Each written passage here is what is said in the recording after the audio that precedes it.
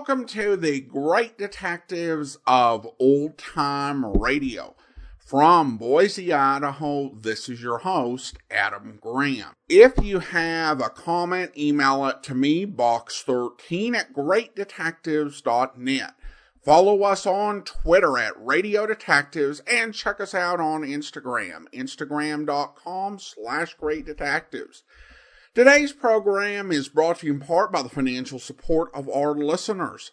You can support the show on a one-time basis by mailing a donation to our P.O. Box. Adam Graham, P.O. Box 15913, 15913, Boise, Idaho 83715. And I want to thank Bailey for supporting the show in that way.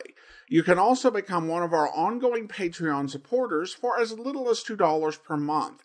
Just go to patreon.greatdetectives.net. So let's go ahead and talk about Casey Crime Photographer, the television program. The series was broadcast in 1951 and 1952 by CBS. According to BlueNoteBulletin.blogspot.com, both Jan Miner and John Gibson made the leap to television. Richard Carlisle played the role of Casey, though he gave way to Darren McGavin.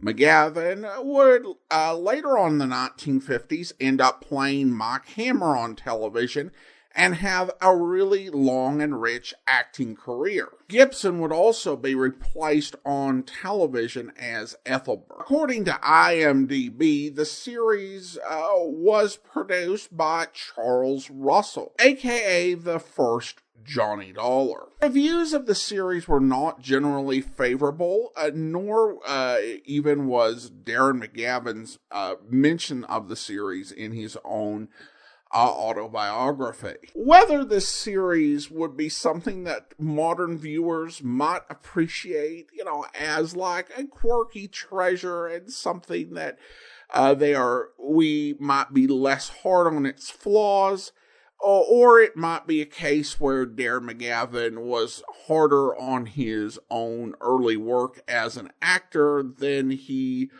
objectively perhaps should have been. We'll never know because there are no episodes of that series in existence, which was the case with a lot of early television that was done live with kinescopes. During its run, the series was sponsored by two different sponsors that alternated weeks. One was Longines Watch, and the other was a company that would be familiar to listeners, Tony Home Permanent. Regardless, the series left the air in 1952. And then something happened with Casey that really did not happen to any other series, because most other series that made the leap from radio to television and discontinued the radio version never returned to radio. Every other series, of course, there were programs that maintained dual radio and television broadcast and had radio broadcast continue after the TV series ended. A big example of that was Our Miss Brooks. Casey returned to radio. A press release put out the end of 1953. They were getting the band back together, so to speak. So Casey returned to radio, and this is the first episode early in 1954. The original air date, January 13th, 1954, and the title is Road Angel, and let's listen to Casey Crime Photographer's return. First on the scene, Crime Photographer. Got it. Look for it in the Morning Express.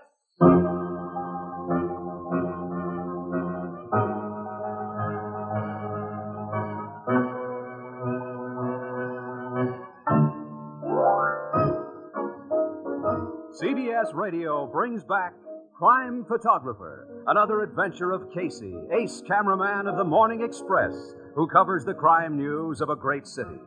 With the original cast, author and director, Crime Photographer, played by Stotts Cotsworth and written by Alonzo Dean Cole, tonight presents Road Angel.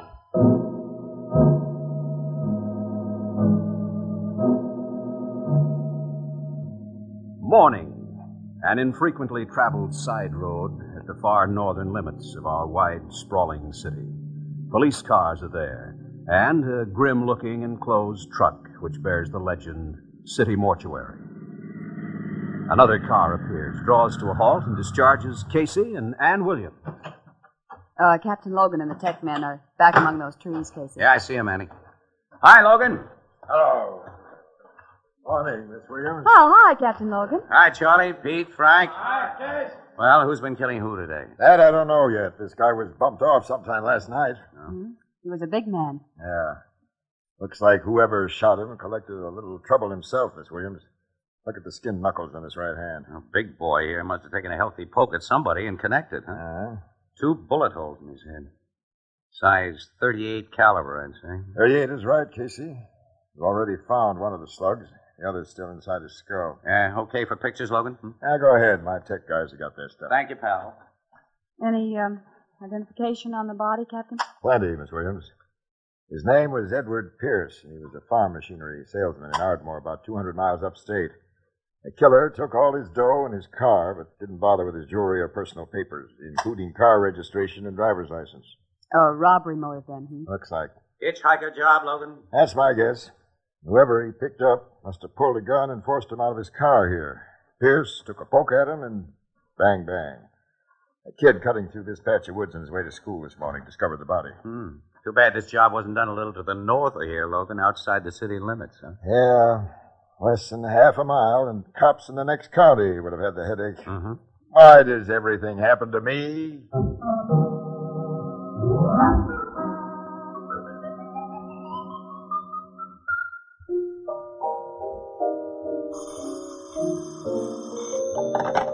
Blue Note Cafe, Ethelbert the bartender speaking. You want Doyle and Kirschbaum's dry goods store? I'm sorry, lady, but this is one of the wrongest numbers you could get. Dry goods store. Hi, Ethelbert. Hello. Oh, hello, Casey. Hi, Ethelbert. You got any coffee in the kitchen, huh? Sure, Casey. Walter, bring out a cup of coffee and bring out some more olives. You just coming to work, Casey? No, I've been out on assignment already this morning, and way out, too. Anything interesting? Hitchhiker robbery and murder, apparently. Gee, where's Miss Williams? She's across the street in the city room banging out her story. Here you are, Casey. Thanks, Walter. Tell me about this hitchhiker murder. Was it very gory? No, pal. Just run-of-the-mill. As it stands now, it'll rate no more than a few sticks on page 4, and maybe one of the pictures I shot in 2 columns square. Oh, that's too bad. Morning, Ethelbert. Here's Miss Williams. Oh, Annie, didn't take you long to finish your job. Well, I didn't know how little there was to write. But now we got to do some follow-up stuff. Burke wants us to stick around homicide and get any inside dope that comes in. Okay, Burke's the editor, so Burke's the boss. But you ought to know by this time that any on-the-record inside dope we get from Logan is also what every other paper gets. Well, Burke says to feed the captain truth serum. Well, let's go. Yeah, I'll see you later, Ethelbert. So long, pal. Goodbye. I've heard of truth serum. Now, I wonder...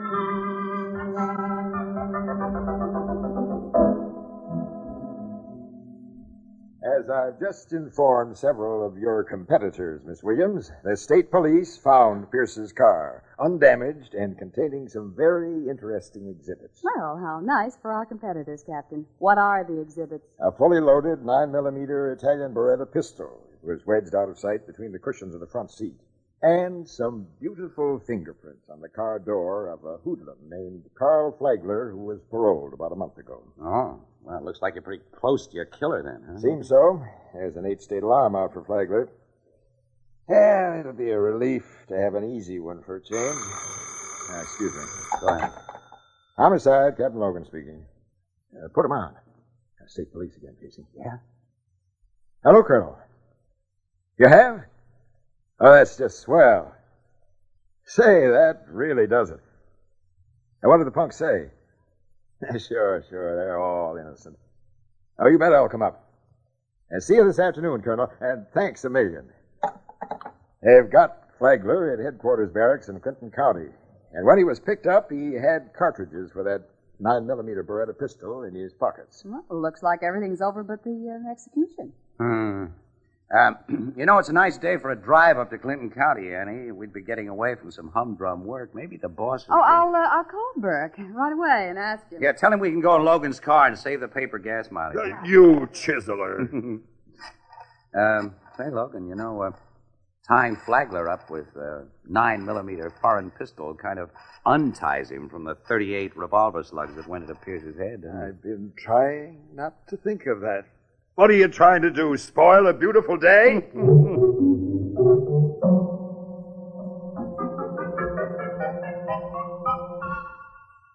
Listen, Flagler, be good to yourself and come clean. You finally admitted to the state police that Pierce gave you a lift in his car? Sure I did. What else could I do after they told me what they had on me?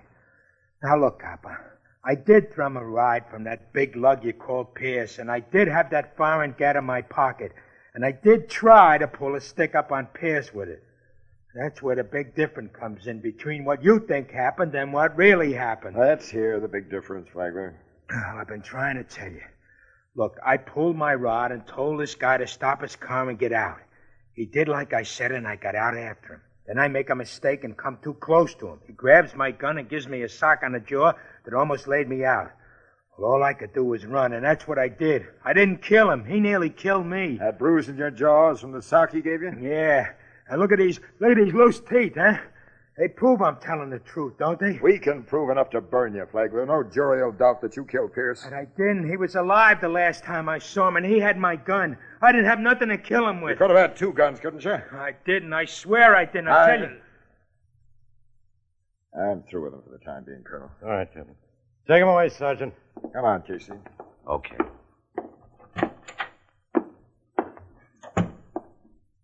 What do you think, Colonel? Well, about the same as you do, I imagine, Captain. Maybe yes, maybe no. Casey? Well, if he did shoot him, why didn't he wipe his fingerprints off the car? The dumbest crook knows enough to do that. Who can tell, Casey? Who can tell? Colonel, you sure your tech man didn't find even a trace of any prints on that car excepting those of Flagler and Pierce himself? Only a few smudges that couldn't be developed. Pierce had washed and polished the car himself just before he left his home. Only a few hours ago, Casey. This looked like a beautiful day.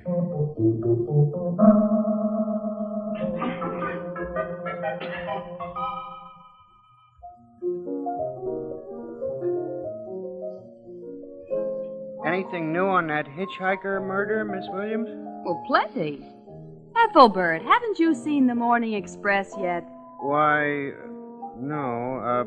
A fella left a Morning Globe on the bar here, so instead of buying your paper, Just imagine this fella. He'd rather save a nickel than read fresh news, Annie. I gotta be saving, Casey, when a certain friend of mine has owed me $16.50 for 2 whole weeks.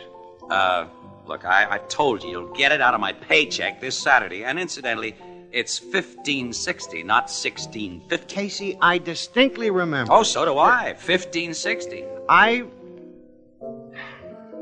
What's plenty new on that case, Miss Williams? Well, another robbery and murder. Apparently by a hitchhiker on the same highway between here and Ardmore. Yeah? Yeah. The guy's body was found last night. He was shot by the same .38 that killed Pierce. And Carl Flagler was in jail when it happened. That proves... It at least proves that Flagler didn't pull the second job. Yeah. Is this new killing up to Captain Logan? No, it's outside of his jurisdiction. You know what I can't get through my head is how could Pierce have been dumb enough to pick up another hitchhiker after Flagler had tried to stick him up just a little early? Well, maybe he didn't. Maybe he picked up somebody he knew. Well, either that or... What's the big for?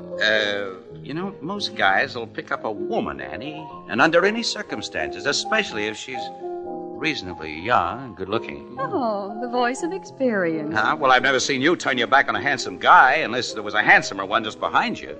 That's because the wise female knows that the predatory male must be carefully watched. Sure. Listen, few guys will squawk to the cops when a dame puts something over on them. Often they got good reason to keep their mouths shut. No doubt. Look, Annie, if the boss will give me a go-ahead plus expenses, I'm going to give this idea a play. How? Well, by burning up some gas along the highway between here and Ardmore, leisurely, on the lookout, and alone, and in search of company. I don't think I like your idea. Neither do I. Supposing you get bumped off like them other fellas before Saturday when your paycheck is due. Huh. Well, you can omit the flowers, pal. You know, ordinarily you'd spend at least $15.60 on my funeral. $16.50. $15.60. I'm on my way to Proposition Burke right now. I'm going to see you later, Ethelbert. $16.50. $15.60. But if he gets... Say, he can't do that to me.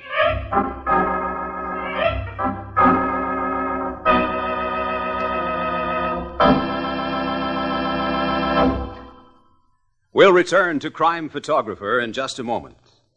Kathy and Elliot Lewis, on stage, formerly heard at this time on CBS Radio, have left on a brief vacation. They'll be back at an early date at a somewhat later Wednesday night hour over most of these same stations. If you've enjoyed the original dramatizations and fine performances of this outstanding Hollywood acting family, be listening for the early return of Kathy and Elliot Lewis on stage at the Star's Address.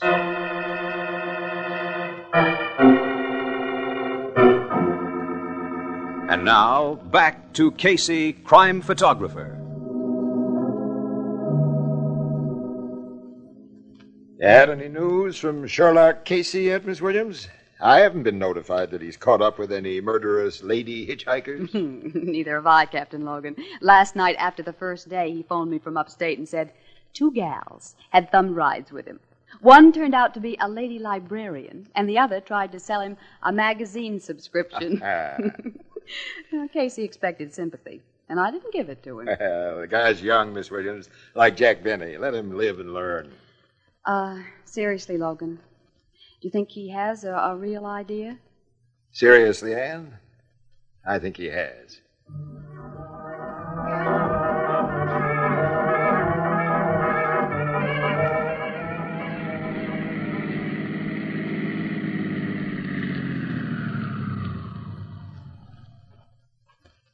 Fill her up, sir. Yeah, please. The oil in the water's okay. Mm-hmm. Yeah, you look tired, mister. Been driving a long way? Mm-hmm. 4 days, pal. From way out west or way down south? No, just up and down. One lady librarian, 3 discontented wives, and more sales ladies. What's that? Huh? Oh, I'm just talking to myself. If you hear me answer myself, call the Whitecoats. I don't understand you, sir. Ignore it, pal. Uh-huh. Okay. Say, did you ever hear of a gal hitchhiker along this highway who puts the big B on guys who pick her up? No. Yeah, that's what they all tell me. You a cop? No. Just a dumb newspaper guy who's getting desperate. Charge the gas you put in. Here's my credit card. Casey's the name, huh? That's right. Address morning. Say, you ain't the fellow who takes all those crime pictures. Well, I'm one of the fellows who takes some of them. You up here about that killing of Ed Pierce? I was. Yeah, now I'm about ready to fold my tent like the Arabs and silently blow. Excuse me, but that line is, and as silently steal away. Oh. I like poetry. That's nice. I like Mr. Pierce, too. He's a nice fella. What? You know him? Oh, no, not well, just as a customer. Oh. That Carl Flagler was arrested. Couldn't have killed that second fellow who was a bumped off. No. And I don't believe that Flagler bumped off Pierce either. Neither do I. Mr. Casey, I have heard something about a girl hitchhiker. You have? Yeah. Look, if it's anything I can use, you'll get $100 in the Morning Express, pal. And your name will be kept dark if you want it that way. No. I don't want any money. But I do want my name and business kept confidential, though. All right, that's how it'll be. All right. I'm not going to stall or beat around a bush. I didn't just hear about a girl hitchhiker. One was in my car, and she took me. Pal, you're the break I've been praying for. That goes double.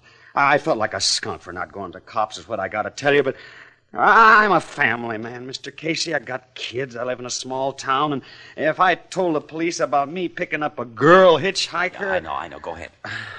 Well, it's a since this girl's pulled her stuff and a lot of other fellas besides me, so I was hoping one of them would speak up. Tell me about the girl. Well, here's the works. Just 3 weeks ago, come Tuesday, I was driving alone to the big town when, standing beside the highway, I saw a young woman. She had one of those little overnight bags in one hand, and she wasn't summoned like some do, but just standing there looking wistful. Oh, yeah. I've fallen for that approach. The wind was blowing, pulling her dress kind of tight against her figure, and she had a swell figure. You know what I thought to myself? Maybe you better not tell me. Huh? Oh, well, anyway, it sounded crazy, and it was crazy, but I said to myself, Dan Reynolds, that girl with her dress flapping like wings, looks like an angel of the road. Road angel, huh? Like I remarked a while back, I like poetry. Yeah, I see. Yeah, well, I stopped, and the girl got in, and before we'd driven together a dozen miles, she'd given me reason to believe she wasn't any angel. She suggested I turn off into a side road and park. Oh? She made the suggestion with a gun poked against my ribs. Ah, see. It was one of those snub-nosed revolvers. A 38, I think. A 38 killed Pierce. Yeah, so I read in the papers. If this girl had been a man, I might have tried to take it away from him. As it was, I just let her take my money. Pierce and that other fellow she killed must have acted different. The cops found my car the next day. I'd simply reported stolen while parked. Look, tell me everything you can remember about this gal, Mr. Reynolds, will Well, you? I'm not too good at remembering faces, details, that is. Let's see. She had sort of medium-colored hair, I think, blue eyes, or maybe brown. She wasn't exactly tall, or short neither. But her figure... Mm-hmm. I look for a road angel. That's her, Mr. Casey, till after she gets inside a man's car.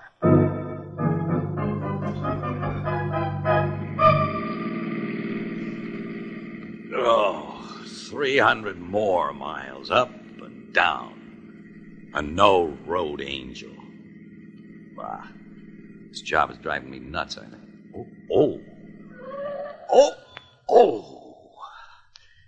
Can I give you a lift, sister? Oh, thanks.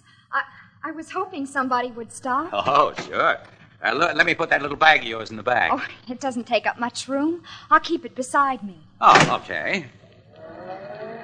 How far are you going? Canesville. A few miles this side of it, really. You going that far? Sure. Farther. Right through. Oh, that's fine. Beginning to think so, too. My name is Casey. You care to give me yours? Why not? I'm Doris Chapman. Doris. Okay. Or do you want to be Miss Chapman? Does your wife permit strangers to call her by her first name? My wife? You know, a husband never knows what his wife permits strangers to do when he's not around. That's a very cynical statement. Oh, yeah, I'm a real cynical husband. You married? No. Engaged? Divorced? No. How old are you? I'm 21, Mr. Casey. But aren't those rather personal questions? I'm beginning to wonder. About what? Angels? Angels? Uh-huh. Maybe the wrong angel.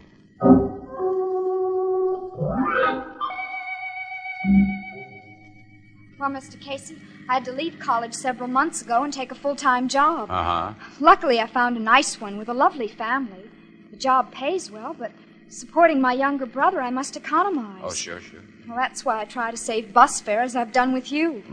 Oh, I didn't mean to tell you all this, but you've been nice. Not like a lot of men I've met, so I owed you an explanation. Oh, no, you didn't. Not at all, you did. Gee, I'm mighty glad you felt like giving it to me, though. You're an okay kid. How often can a guy be wrong? Men are always wrong. What? This is a gun you feel in your side, sap. I see it is. It's a 38, snub-nosed. Turn right. You're calling the turns. I always do. Boy, you really fooled me with that act of yours. I've got different acts for different men. You know your men, huh? I've had reason to know them. They're all lousy. Now stop your car. Now get out. Okay. Give me your dough. Here's my wallet. Help yourself. Thanks. Now take a nice long walk. That's what a man told me to do one time when he threw me out of his car. So long, sap.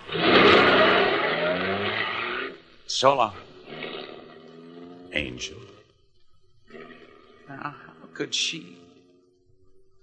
Oh, how will I ever explain this?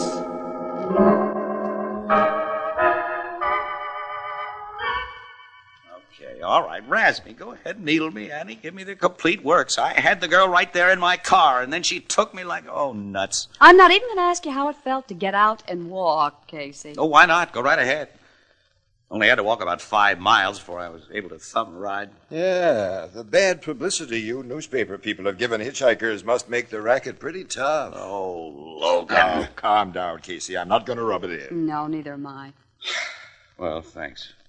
You know, I'd have taken a chance on getting that 38 away from her if I don't know, I just couldn't sock even her sort of a gal. Casey, you remember pretty exactly what she looks like. Oh, I haven't been photographing people all these years without looking at them. I can even tell you the shade of lipstick and nail polish she uses. You didn't have that sort of description to go by. Miss Williams will have it. Huh? Annie will have it? Me? Casey, from what you told us, this road angel is very anti-man, which has given me a kind of a sort of a idea.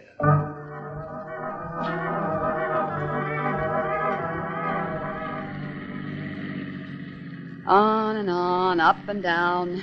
No road angel here, no road angel there. Only road. And, well, Casey said he began talking to himself after a few days of this. And I gave him the raspberry. Uh-oh. It's her. It couldn't be anybody else. You looking for a ride, sister? No, thanks. I'm waiting for somebody. Huh. A driver wearing pants and a wolfish grin? Not necessarily. Oh, sure you are. I know you. You know me? Same as one soldier knows another, by the uniform.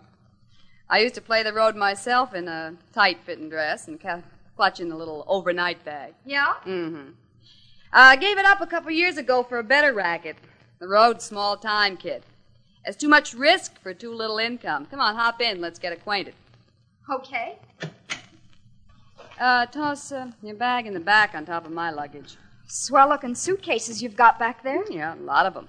Filled with swell clothes. I do all right. Close the door. Let's get rolling. My name's Annie Johnson. Present, that is. What'll I call you? Doris will do. Doris Larkin. What college you out of? College? Yeah. I've got graduation papers from the Hatchipo myself. Oh, that's the woman's prison in California. Mm-hmm. You a reformatory gal?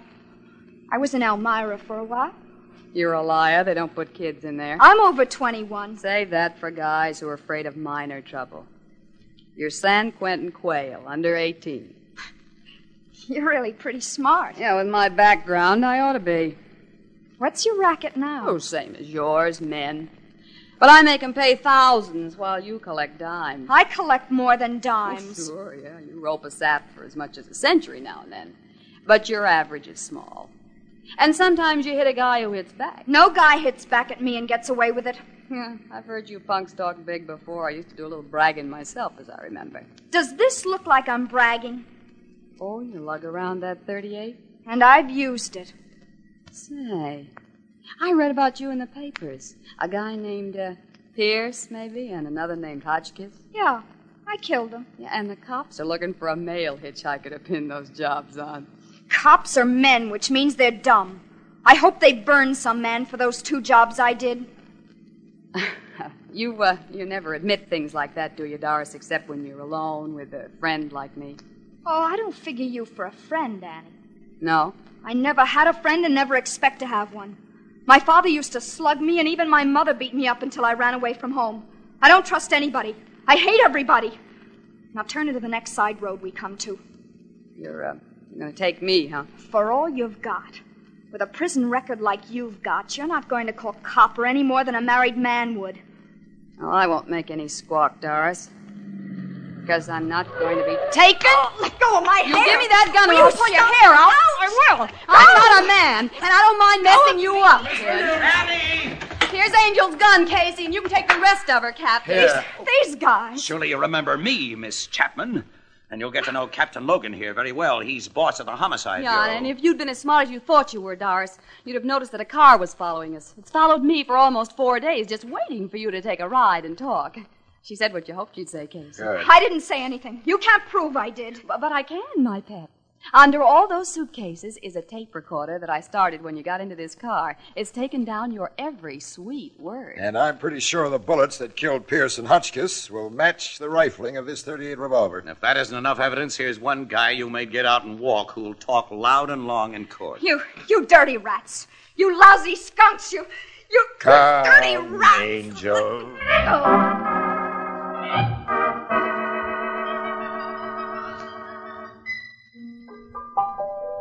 That Doris's .38 revolver proved to be the one which killed them fellas, huh, Casey? Yeah, Ethelbert, that's right. And that, plus the confession that Miss Williams got, will bring a conviction from even the dumbest jury. Meaning all-male jury. Oh. And Doris is just a little over 18, so she won't go before a juvenile court. She gets the works.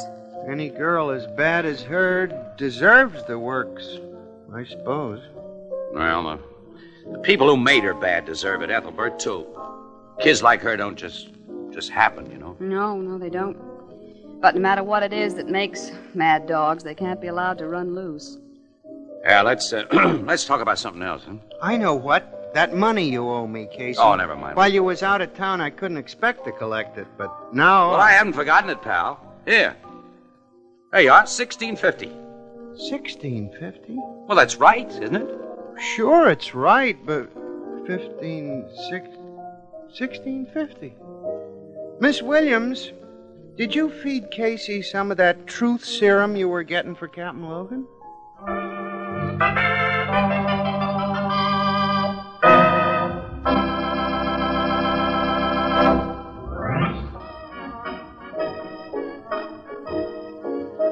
You have been listening to Crime Photographer, played by Stotts Cotsworth, and based on the original character created by George Harmon Cox, is written for radio by Alonzo Dean Cole, with Jan Miner as Anne, John Gibson as Ethelbert, Bernard Lenrow as Captain Logan, Lou White's original music, and Teddy Wilson as the Blue Note pianist. Crime Photographer is produced and directed by John Dietz. Join us again next Wednesday night at this same time for another fast-moving adventure with Casey, Crime Photographer. For our men in uniform overseas or anywhere away from home, home is mail call. Through the letters you send to those you know, you brighten life and make home close. Write often all the items you know about the place he left behind. Make your friend or relative glad instead of sad when mail call rolls around.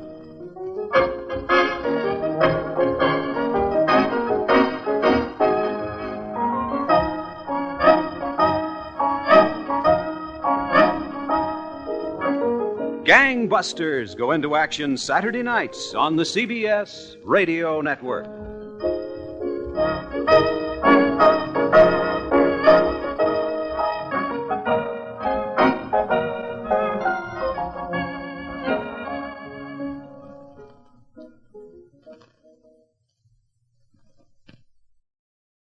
Welcome back. Obviously, some big changes, organ music coming into Casey. Big changes. Blue Note Bulletin points out from the quality of music that we had with Anchor Hawking or even Philip Morris. But that was really true across the board with so many radio programs. The move away from orchestral arrangements to organ arrangements isn't complicated from a fiscal standpoint. One guy on an organ is cheaper. And we've heard that happen with Let George Do It, The Man Called X, and so many other programs. It's a way to try to save money. Speaking of saving money, that's kind of what the police department does in this series when they conclude that something that Casey and Anne have stated is a sound basis for a hypothesis. they go ahead and just let them go out and prove it. Now, to be fair, Captain Logan didn't have jurisdiction over the whole area, but, most states have a highway patrol and a state police, so it seems like they should be, undergoing this danger rather than Casey and Ann. But still a solid episode. It was a really enjoyable mystery, and I thought a pretty good return for Casey Crime Photographer. One thing that BlueNoteBulletin.blogspot.com notes is that this episode does credit Bernard Linrow as a regular part of the cast. And that actually had not happened throughout the series. Bernard Linrow, of course, plays Captain Logan. But the only time he was credited was the episode where Stats Cotsworth was out, and he went ahead and took the lead in solving a case, and became the de facto star of the episode. So he got credit in that episode, but not in most others. So it was of note that happened in this episode as well. All right, listener comments and feedback now. And we start with a note from Bailey that she sent to the P.O. Box. This is just to say thank you for the heaps of joy and sanity your show has provided me with over the years. I found your programs after Wisconsin Public Radio pulled their old-time radio show because it wasn't PC enough, and Great Detectives has filled that very important void for me. I listen every day, usually as I put my toddler down for naps. It's a nice escape for a tedious task. I appreciate you. Peace, Bailey. Well, thank you so much, Bailey. I appreciate your support and your note. And I think you're not the only one to have started listening after Wisconsin Public Radio ceased playing their old-time radio programs. Definitely an unfortunate occurrence. And then we have a comment from Eric in regards to the a person who didn't like Ethelbert. Eric writes, I love Ethelbert. He's the epitome of the great side characters. His job and the setting provide a reason to go over the case after the commercial break. He can give help from time to time because he's the kind of guy who could conceivably know anyone in town. He allows the characters to have natural interaction outside the cases, and they can use interaction with him for as much or as little filler as they need instead of finding ways to extend the case to fit the runtime.